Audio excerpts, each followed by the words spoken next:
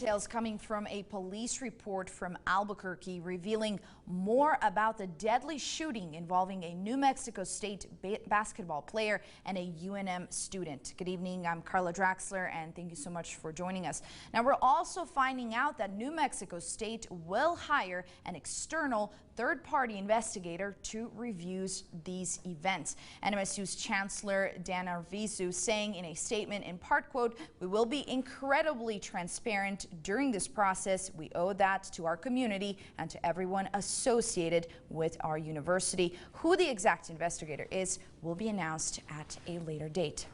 Now, all this new information explaining what happened on the day of the shooting involving NMSU basketball player Mike Peake and a University of New Mexico student Brandon Travis, who died. This happening in Albuquerque as NMSU was getting ready to play against UNM on November 19th. As KTSM previously reported, Peake left his hotel room after 3 a.m. to meet a 17-year-old UNM female student.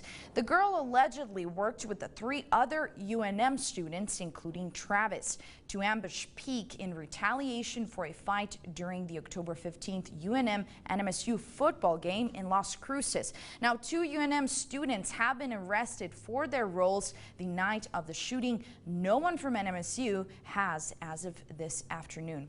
Peake was suspended indefinitely from the basketball team on Monday after being released from the hospital over 2 weeks after the shooting.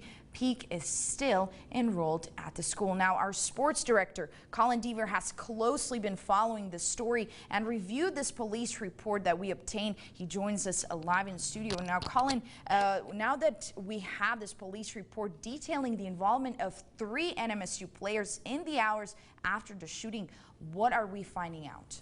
Yeah, Carla, this explosive police report paints what is a pretty tough picture regarding New Mexico State basketball, detailing how head coach Greg Heiar knew about the incident in the hours shortly after it happened, but following an initial conversation with police detailed in here the morning following the shooting, he did not respond to repeated calls from police. It also shows how 3 NMSU players assisted Mike Peake at the scene, and the gun used by Peake was eventually turned over to police by assistant coach Dominique Taylor. But up until yesterday, when Peake was suspended, every player and coach named in this report was still playing and coaching with the team. Now, according to the report, surveillance footage shows 3 Aggie players, Issa Muhammad, Anthony Roy, and Marcellus Avery, arrived at the scene on November 19th in a yellow Camaro shortly after the gunfight between Mike Peake and the deceased Brandon Travis. According to the report, Peake put the gun and his tablet inside the trunk of the car and drove away. It drove away. Later in that report, it says that the gun was given to authorities by assistant coach Dominique Taylor after the 3 players told Heiar that it was in a room at the hotel. But that was after the Aggies team bus had already left to return home to Las Cruces. The bus was stopped and Peake's tablet was retrieved from that. His phone was found with an NMSU administrator in Las Cruces. The players would exercise their rights to attorney when the bus was stopped. Now, former NMSU Regent Bob Gallagher told me today that the fact that NMSU still hasn't offered up what disciplinary measurements were taken for those players violating curfew that night, among other offenses, is a bad look for the school amidst all of this.